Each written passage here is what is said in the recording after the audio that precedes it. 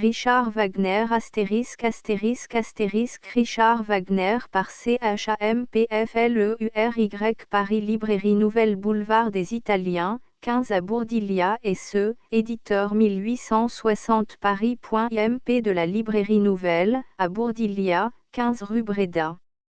Richard Wagner au romancier Barbara. Elles ne sont donc pas perdues, mon cher ami, les longues soirées qu'il y a 10 ans nous passions à étudier en compagnie les œuvres d'Haydn, de Mozart et de Beethoven. Quand je quittai ces heureux quatuors de notre jeunesse, c'est que je compris combien étaient dangereuses les infidélités faites aux livres. Les efforts nerveux dépensés au service de la musique étaient autant de perdus pour le roman, mais il ne m'en resta pas moins une vive curiosité pour les œuvres musicales modernes ou anciennes, et mercredi, 24 janvier 1860, à l'audition du premier fragment de Richard Wagner, je sentis pousser sur le riche fumier que nous avions amassé lentement pendant quelques années les fleurs charmantes de l'initiation en musique. Je comprenais la pensée du maître et c'est ce qui motive la présente lettre pour laquelle j'interromps les travaux les plus pressants, me souciant médiocrement des intérêts d'aujourd'hui et de demain, impatient de crier la vérité, ne pouvant échapper à la tyrannie de la pensée qui m'envoie au cerveau des phrases toutes faites sur l'œuvre de Richard Wagner et qui me commande enfin les lignes qui vont suivre frémissantes, laissant à peine à ma plume le temps de les tracer. Richard Wagner. Je retrouve ce nom logé dans un coin de ma mémoire par un critique académique, Monsieur Féty père, de Bruxelles en Brabant, Van Féty, un rat de bibliothèque, un commentateur sans portée, un biographe à coups de ciseaux, qui a écrit quelque part que Wagner était le Courbet de la musique.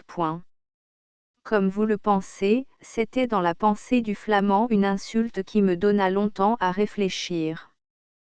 Que pouvait être un Courbet en musique? C'est ce que je cherchais péniblement.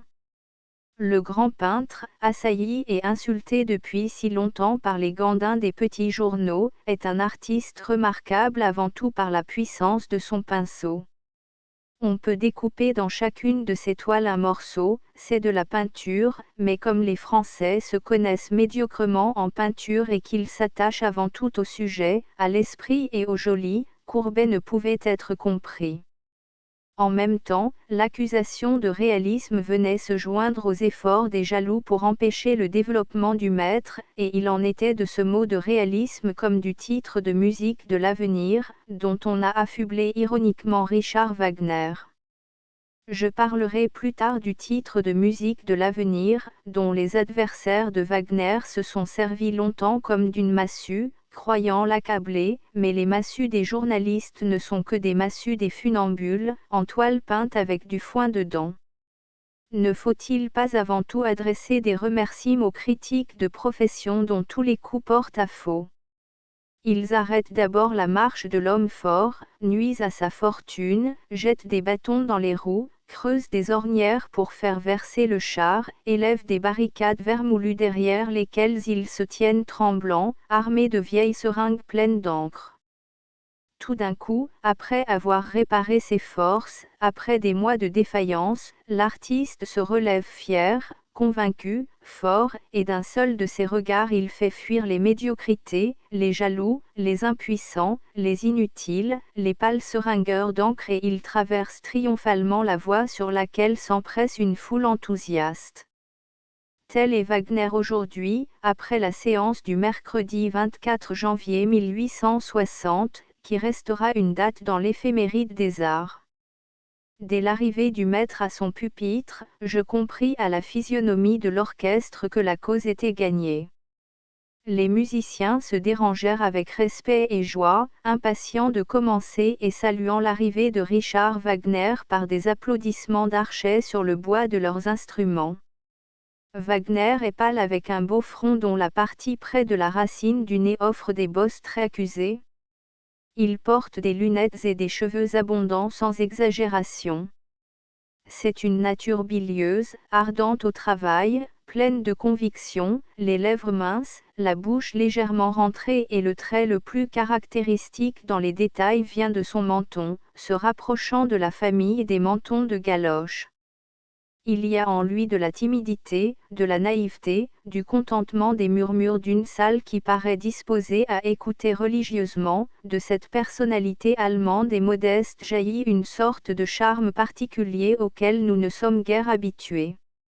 Cet homme, je le sens, n'a rien de commun avec les compositeurs excentriques qui s'habillent bizarrement, essaient d'influencer la salle par un regard satanique et secouent une longue crinière, plate comme des baguettes de tambour ou frisée comme un caniche. Wagner s'est à peine tourné vers le public, sinon pour le saluer, et il est en train de donner ses dernières instructions aux musiciens groupés autour de lui. Que se passe-t-il dans l'esprit de l'artiste qui tourne le dos au public, et qui va dans 5 minutes être jugé par des Parisiens, c'est-à-dire des êtres qui veulent être amusés avant tout, et dont les représentants les plus immédiats, les directeurs de théâtre, ont protesté de tout temps contre les tentatives nouvelles.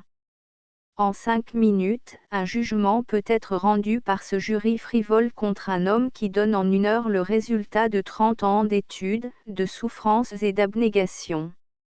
Et les musiciens qui n'ont répété que 3 fois ces œuvres nouvelles. Et les choristes mâles, qui sont d'honnêtes Allemands amateurs, qu'on a réunis à la hâte pour le concert. On parle des émotions du condamné à mort quand le juge vient lui signifier que le moment fatal est arrivé. L'art renferme des émotions non moins cruelles qui se répètent journellement. Je n'ai pas le programme du concert sous mes yeux, par quoi commençait-on? Sont ceux des fragments de Lohengrin ou de Tannhäuser? Qu'importe. Je ne prétends pas donner une analyse régulière de chacun de ces fragments, mais la somme de sensations que j'ai recueillies de l'ensemble. J'avoue que l'absence de mélodie, dont les prétendus connaisseurs parlaient depuis longtemps dans les revues et les gazettes, me préoccupait vivement, et les tentatives que j'avais entendues en France dans ce même sens, n'étaient pas propres à faire de moi un enthousiaste. Des orchestrations étranges, des accouplements bizarres d'instruments à timbres ennemis, des mélodies singulières rompues tout à coup comme par un méchant gnome, des armées formidables d'instrumentistes et de choristes, des télégraphes portant le commandement du chef d'orchestre à d'autres sous-chefs dans d'autres salles, à la cave et au grenier, me donnaient un certain effroi de cette musique de l'avenir d'outre-Rhin, dont les critiques sérieux ne parlaient qu'avec dédain. Dès les premières mesures de l'ouverture, les critiques chagrins qui trompent le public par esprit de dénigrement hostile et par une jalouse impuissance, comprirent qu'ils n'avaient qu'à fuir, car Richard Wagner était applaudi par la foule frémissante, qui a le sentiment du beau et du juste, et qui se sentait remué jusqu'au plus profond de son être par des ondes musicales qu'un navigateur venait de découvrir. Absence de mélodie, disaient les critiques. Chaque fragment de chacun des opéras de Wagner n'est qu'une vaste mélodie, semblable au spectacle de la mer. Quel est celui qui, jetant les yeux sur l'océan troublé ou la bleue Méditerranée, s'aviserait de vouloir y bâtir une petite maison blanche à volets verts? Une fois entré dans ces flots d'harmonie souveraine dont Wagner a le secret, ne serait-ce pas d'un idiot que de demander un petit air de la Fanchonnette? La musique de Wagner me reporte à des époques lointaines où seul, dans un petit village normand, étendu dans les genêts sur la falaise, je regardais la mer toujours belle et toujours nouvelle, défiant l'ennui, et portant aux grandes pensées. Il y a un côté religieux dans l'œuvre de Wagner, le côté religieux que vous laisse une forêt épaisse, quand vous la traversez en silence. Alors se détachent une à une les passions de la civilisation, l'esprit quitte sa petite boîte de carton où chacun a la coutume de l'enfermer pour aller en soirée, au spectacle, dans le monde, il s'épure, grandit à vue d'œil, respire de contentement et semble grimper jusqu'à la cime des grands arbres. Ce ne sont pas des phrases. Mais comment rendre, sinon par des analogies de sensations, la langue mystique des sons enivrants? Cependant il faut essayer de faire comprendre à ceux qui ignorent, que la musique de Wagner n'est pas de la musique imitative. Dans la symphonie des saisons, Haydn a tenté d'indiquer le passage de l'hiver au printemps. Ainsi que celle-ci, les paroles suivantes sont textuelles, les épais brouillards par lesquels l'hiver commence. Tentative d'un grand maître qui ont amené à sa suite de singuliers disciples. Coucher de soleil, la lune à demi voilée, le chant de l'alouette dans les blés et jusqu'au vol rapide d'un oiseau à long bec traversant le paysage, voilà ce que les singes de la musique imitative ont prétendu montrer dans leur symphonie. C'est là ce qu'on pourrait appeler dans le mauvais sens du mot, du réalisme en musique, l'enjambement monstrueux d'un art sur un autre art, le mélange frelaté aussi équivoque qu'une grappe de raisin greffée sur un poirier. Wagner n'appartient en rien à cette école. Il semble puéril d'insister là-dessus, mais j'écris surtout pour des gens qui ne pourront entendre ses concerts.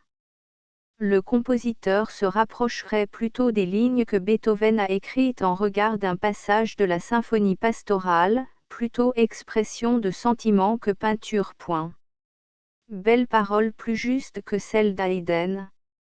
Ce n'est pas encore là ce qui peut rendre la musique de Wagner. Je ne connais ni le sujet de ses opéras, ni la splendide étoffe qui les recouvre. Je n'ai vu que des morceaux de cette étoffe. Il me semble qu'un fragment de tapisserie du Moyen Âge me tombe tout à coup sous les yeux. Des têtes de chevaliers dessinées à l'aiguille à grands traits apparaissent, un varlet coupé à mi-corps tient un faucon sur le poing. Dans un coin de la tapisserie est écrit en lettres gothiques « Aimédès de Gaulle ». Toute une époque se déroule, les gestes de Charlemagne, les chevaliers de la table ronde, les 12 preux, des personnages vaillants, plus grands que nature, avec des durandales formidables et des casques de géants. Dans les fragments du Tannhäuser, de Lohengrin, de Tristan et Isolde, du Saint Graal, sans qu'il y ait imitation de furieux combats, toute une époque chevaleresque reparaît, maintenant que de sang-froid je puis me recueillir. Les personnages des drames de Wagner appartiennent à ces temps héroïques dont les frères Grimm ont recueilli pieusement les traditions en Allemagne. Quoique la fabulation du drame de Wagner n'appartienne pas au vieux poème allemand de Parsifal, le Lohengrin du compositeur n'est-il pas le même que celui de la légende? Lohengrin allait justement, en ce moment, mettre le pied à l'étrier, alors parut sur l'eau un cygne qui traînait derrière lui une barque. À peine Lohengrin lui l'aperçut, qu'il s'écria « Bonne nuit, mon coursier, à l'écurie. Je veux aller avec cet oiseau et le suivre où il me conduira. » Dans sa confiance en Dieu, il ne prit point de vivre avec lui. Après 5 jours de navigation sur la mer, le cygne fourra son bec dans l'eau et prit un poisson, il en mangea la moitié, et donna l'autre moitié au prince. Aux Italiens, je n'ai pas voulu lire le livret, avant tout, j'avais soif de musique, le drame m'eût préoccupé. Un concert n'est pas une représentation, les vrais musiciens ne connaissent d'autre langue que la langue des sonorités et l'imprimerie n'a que faire devant un orchestre. Plus tard, quand seront représentés les opéras dans leur ensemble, la question sera tout autre. Il sera bon de voir comment le compositeur, qui est son propre poète, a fondu en un ces deux arts différents. Après la première partie du concert, ce fut un bruit dans le foyer, des conversations haletantes, précipitées, des acclamations spontanées et des dénigrements sans portée.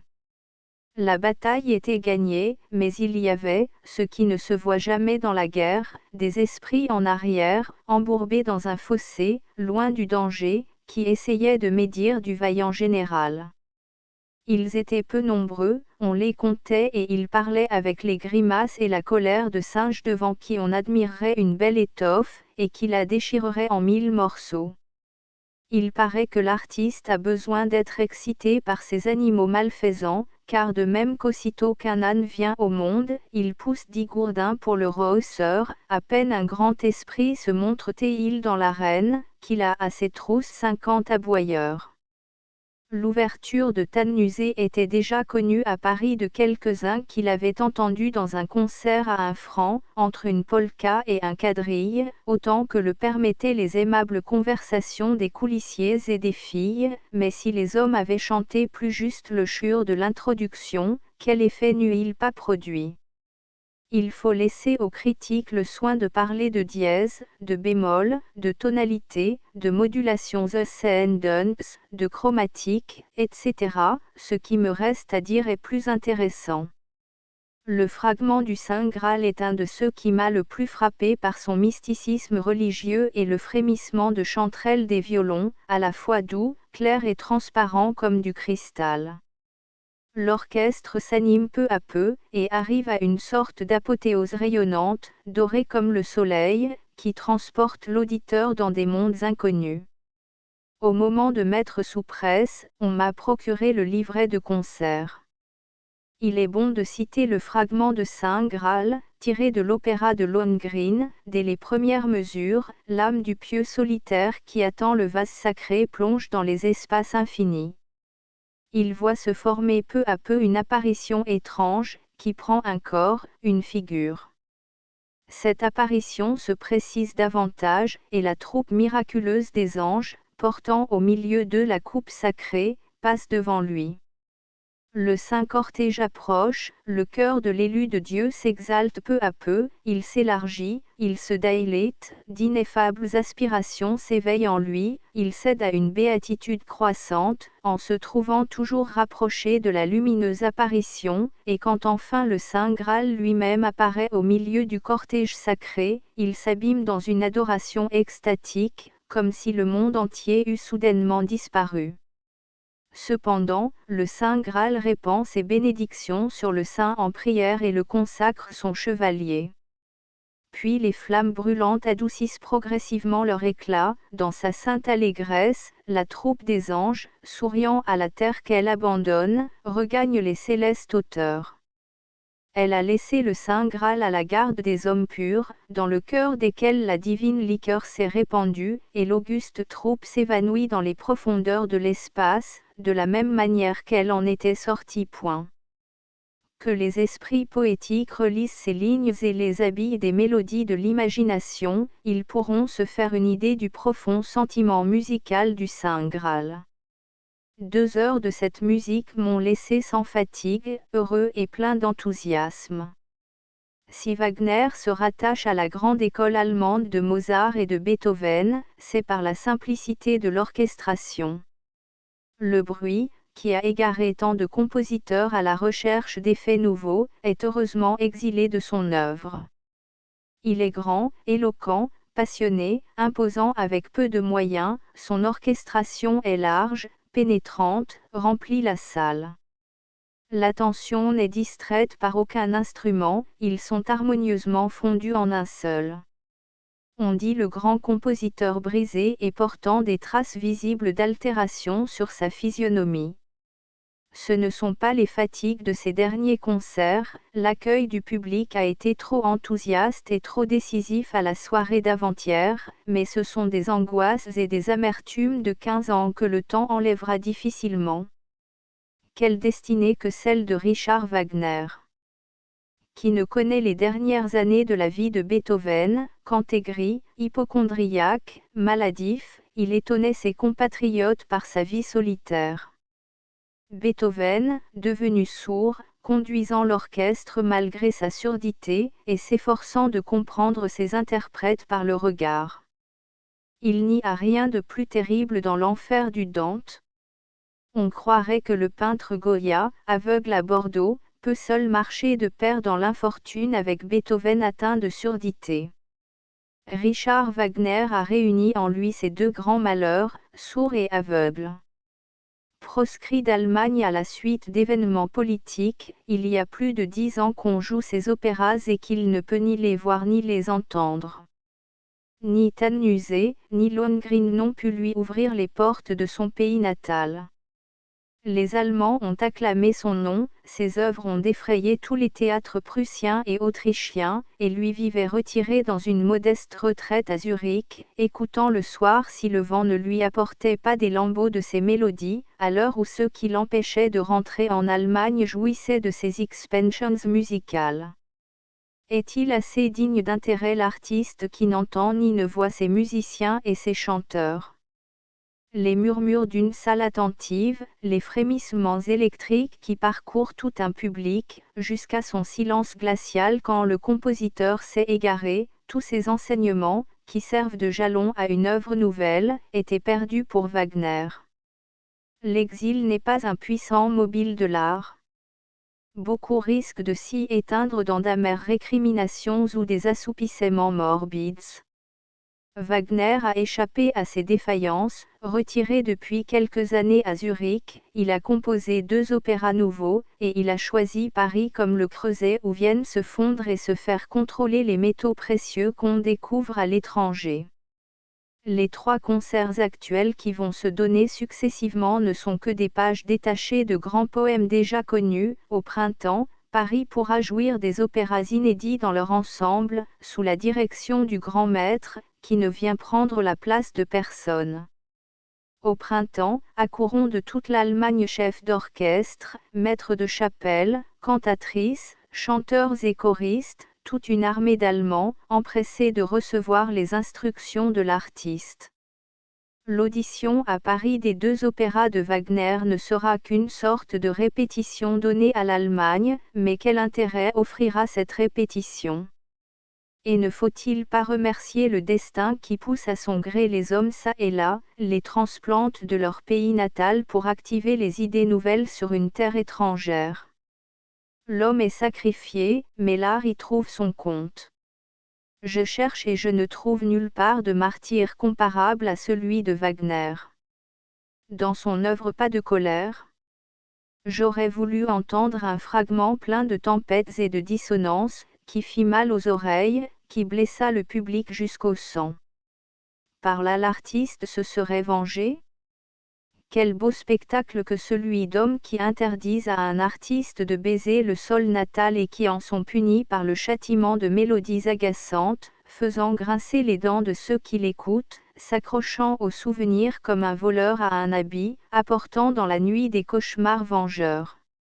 Wagner s'est montré plus noble. La beauté, la grandeur et le calme semblent les piédestaux sur lesquels il a posé ses légendes.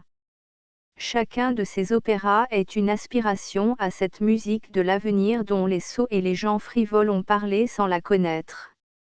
Une félicité rayonnante ressort de l'ensemble de sa puissante harmonie. Je l'ai dit dans la mascarade de la vie parisienne, l'artiste est une oie dont on cloue les pattes sur une planche et qu'on laisse mourir auprès d'un grand feu, afin que son foie augmente. Par ce procédé, on obtient le pâté de foie gras. Quand il est bien accommodé, c'est un bon manger.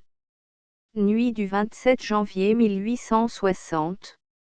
Fin note du transcripteur. La ponctuation a été normalisée. L'orthographe de l'imprimeur a été conservée. Astérisque astérisque astérisque End of the Project Gutenberg e-book Richard Wagner astérisque astérisque astérisque Updated editions will replace the previous one. The all editions will be renamed. Creating the works from print editions not protected by US copyright law means that no one owns the United States copyright in these works, so the foundation, and you, can copy and distribute it in the United States without permission and without paying copyright royalty. Special rule, set forth in the general terms of use part of this license, apply to copying and distributing Project Gutenberg symbol marque commercial electronic works to protect the Project Gutenberg symbol marque commercial concept and trademark. Project Gutenberg is a registered trademark, and may not be used if you charge for an e-book, except by following the terms of the trademark license, including paying royalty for use of the Project Gutenberg trademark. If you do not charge anything for copy of this ebook, complying with the trademark license is very easy. You may use this ebook for nearly any purpose such as creation of derivative works, report, performance and research. Project Gutenberg ebooks may be modified and printed and given away. You may do practically anything in the United States with ebooks not protected by US copyright law. Redistribution is subject to the trademark license, especially commercial redistribution. Start, full license. The full Project Gutenberg license. Please read this before you distribute or use this work to protect the Project Gutenberg symbol mark commercial mission of promoting the free distribution of electronic works, by using or distributing this work, or any other work associated in any way with the phrase Project Gutenberg. You agree to comply with all the terms of the full Project Gutenberg symbol mark commercial license available with this file or online at www.gutenberg.org/licence. Section 1. General Terms of Use and Redistributing Project Gutenberg symbol mark commercial electronic works. 1.a By reading or using any part of this Project Gutenberg symbol mark commercial electronic work, you indicate that you have read, understand, agree to and accept all the terms of this license and intellectual property, trademark/copyright, agreement. If you do not agree to abide by all the terms of this agreement, you must cease using and return or destroy all copy of Project Gutenberg symbol mark commercial electronic works in your possession. If you paid a fee for obtaining a copy of or access to a Project Gutenberg symbol mark commercial electronic work and you do not agree to be bound by the terms of this agreement, you may obtain a refund from the person or entity to whom you paid the fee as set forth in paragraph 1.e.8. 1.b Project Gutenberg is a registered trademark. It may only be used on or associated in any way with an electronic work by people who agree to be bound by the terms of this agreement. There are a few things that you can do with most Project Gutenberg symbol mark commercial electronic works even without complying with the full terms of this agreement. See paragraph 1.c below. There are a lot of things you can do with Project Gutenberg symbol mark commercial electronic works if you follow the terms of this agreement and help preserve free future access to Project Gutenberg symbol mark commercial electronic works. See paragraph 1.e below. 1.c. The Project Gutenberg Literary Archive Foundation, the Foundation or PGLAF, owns a compilation copyright in the collection of Project Gutenberg symbol mark commercial electronic works. Nearly all the individual works in the collection are in the public domain in the United States. If an individual work is unprotected by copyright law in the United States and you are located in the United States, we do not claim a right to prevent you from copying, distributing, performing, displaying or creating derivative works based on the work alone as all references to Project Gutenberg are removed. Of course, we hope that you will support the Project Gutenberg symbol mark commercial mission of promoting free access to electronic works by freely sharing Project Gutenberg symbol mark commercial works in compliance with the terms of this agreement for keeping the Project Gutenberg symbol mark commercial name associated with the work.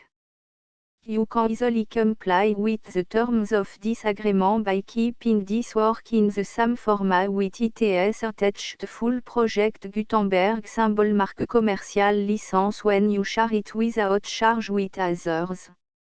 1.d. The copyright laws of the place where you are located also govern what you can do with this work.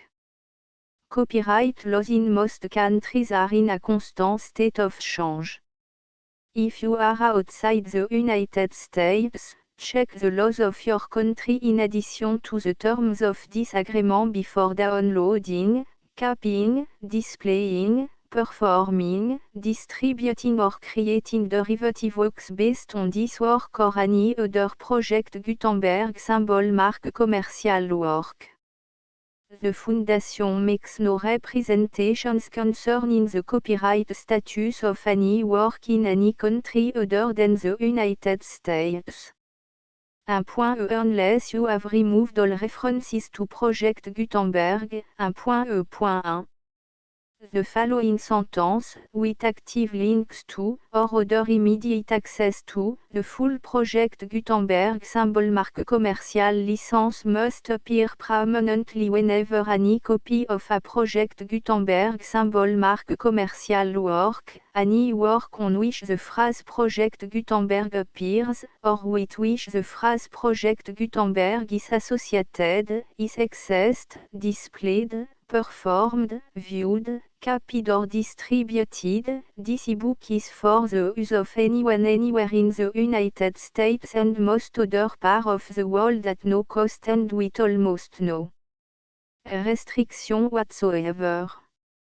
You may copy it, give it away or reuse it under the terms of the Project Gutenberg license included with this ebook or online at www.gutenberg.org.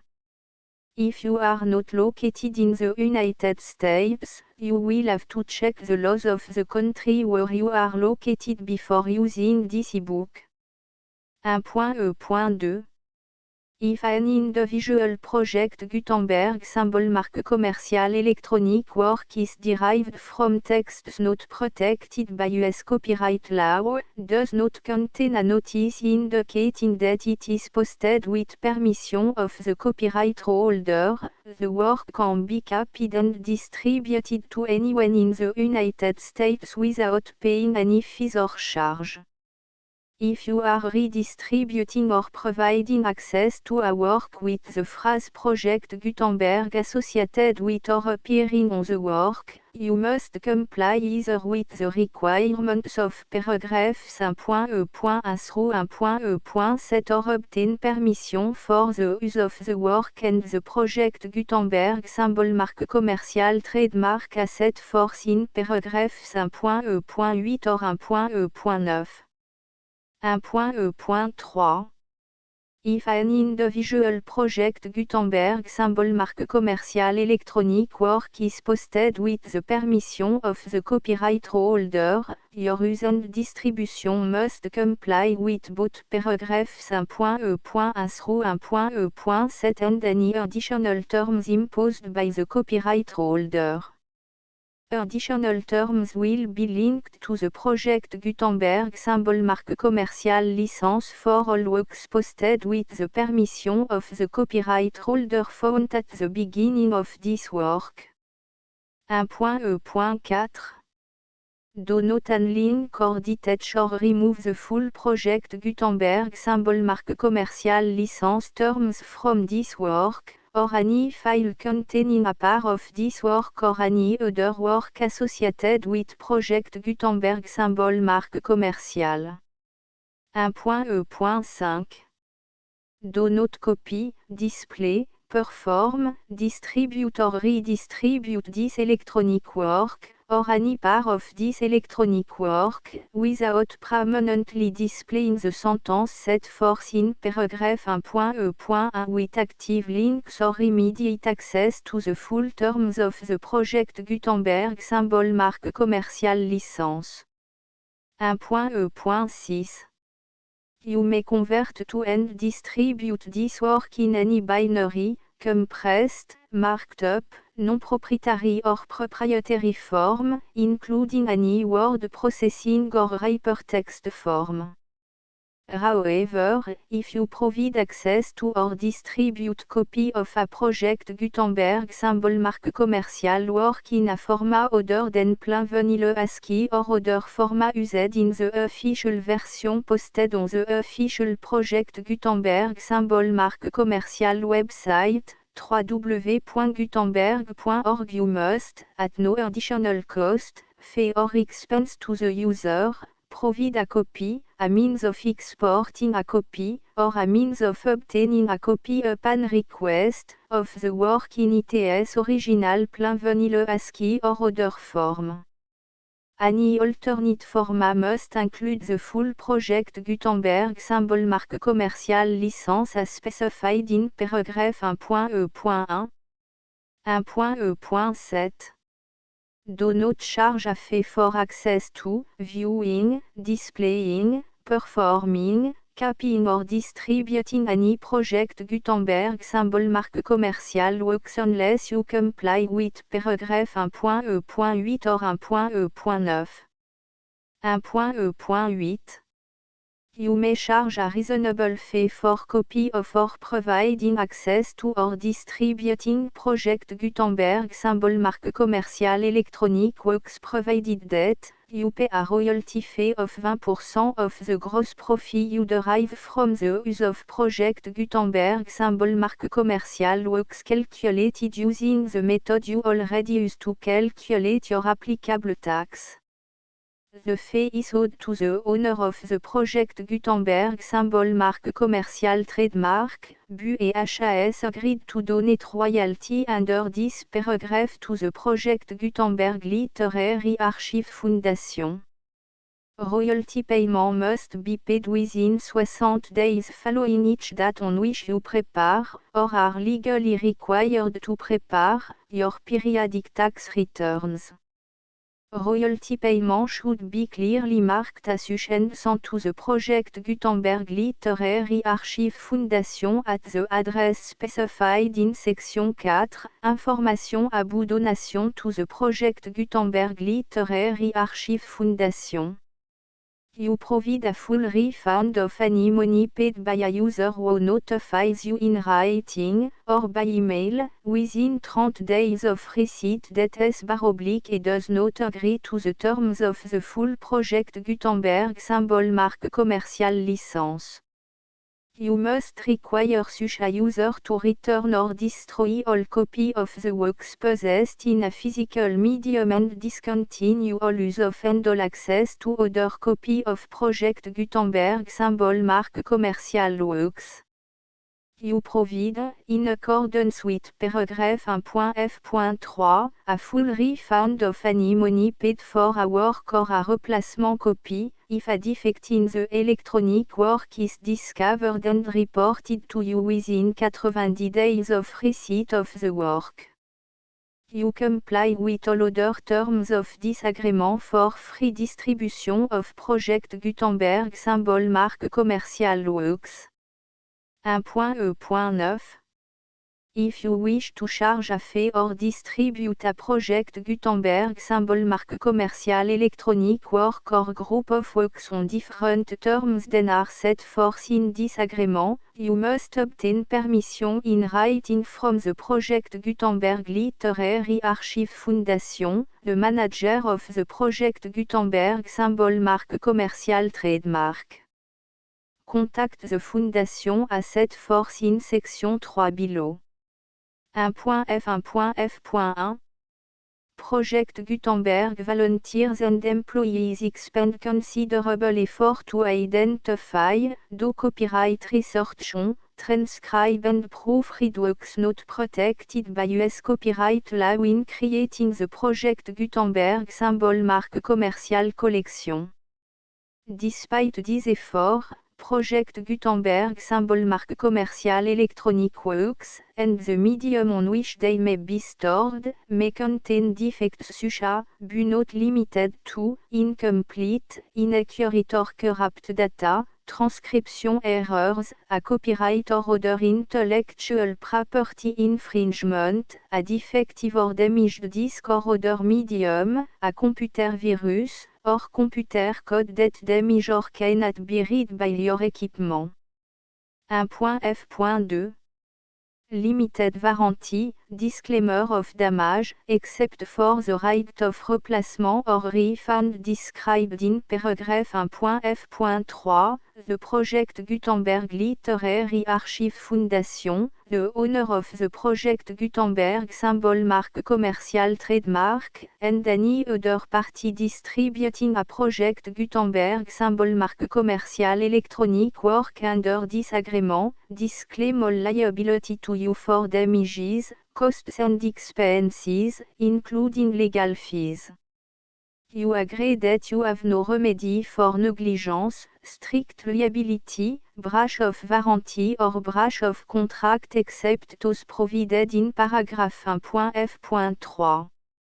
You agree that the Foundation, the trademark owner, and any distributor under this agreement will not be liable to you for actual, direct, indirect, consequential, punitive or incidental damages even if you give notice of the possibility of such damage.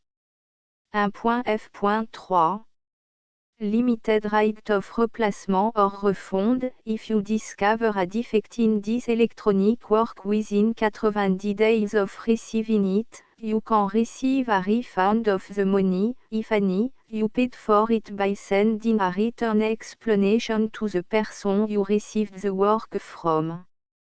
If you received the work on a physical medium, you must return the medium with your written explanation. The person or entity that provided you with the defective work may elect to provide a replacement copy in lieu of a refund. If you received the work electronically, the person or entity providing it to you may choose to give you a second opportunity to receive the work electronically in lieu of a refund. If the second copy is also defective, you may demand a refund in writing without further opportunities to fix the problem. 1.f.4 Except for the limited right of replacement or refund set forth in paragraph 1.f.3, this work is provided to you as, with no other warranties of any kind, express or implied, including but not limited to warranties of merchantability or fitness for any purpose. 1.f.5 Some states do not allow disclaimers of certain implied warranties or the exclusion or limitation of certain type of damages. If any disclaimer or limitation set forth in this agreement violates the law of the state applicable to this agreement, the agreement shall be interpreted to make the maximum disclaimer or limitation permitted by the applicable state law. The invalidity or unenforceability of any provision of this agreement shall not void the remaining provision. 1.f.6 Indemnity, you agree to indemnify and hold the Foundation, the trademark owner, any agent or employee of the Foundation, anyone providing copy of Project Gutenberg symbol mark commercial electronic works in accordance with this agreement, and any volunteers associated with the production, promotion and distribution of Project Gutenberg symbol mark commercial electronic works, harmless from all liability, costs and expenses, including legal fees, that arise directly or indirectly from any of the following which you do or cause to occur. A. Distribution of this or any Project Gutenberg symbol mark commercial work. B. Alteration, modification, or addition or deletions to any Project Gutenberg symbol mark commercial work. And C. Any defect you cause. Section 2. Information about the mission of Project Gutenberg symbol mark commercial. Project Gutenberg symbol mark commercial is synonymous with the free distribution of electronic works in format readable by the widest variety of computers including obsolete, old, middle-aged and new computers. It exists because of the effort of hundreds of volunteers and donations from people in all walks of life. Volunteers and financial support to provide volunteers with the assistance they need are critical to reaching Project Gutenberg symbol marque commercial S goals and ensuring that the Project Gutenberg symbol marque commercial collection will remain freely available for generations to come. In 2001, the Project Gutenberg Literary Archive Foundation was created to provide a secure and permanent future for Project Gutenberg symbol marque commercial and future generations. To learn more about the Project Gutenberg Literary Archive Foundation and how your efforts and donations can help, see section 3 and 4 and the Foundation information page at www.gutenberg.org. Section 3.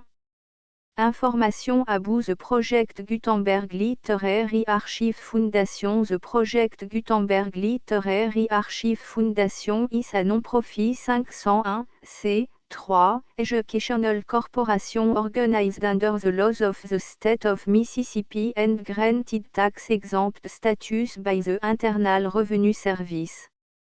The Fondation SEIN or Federal Tax Identification Number is 64 à 6 221 541.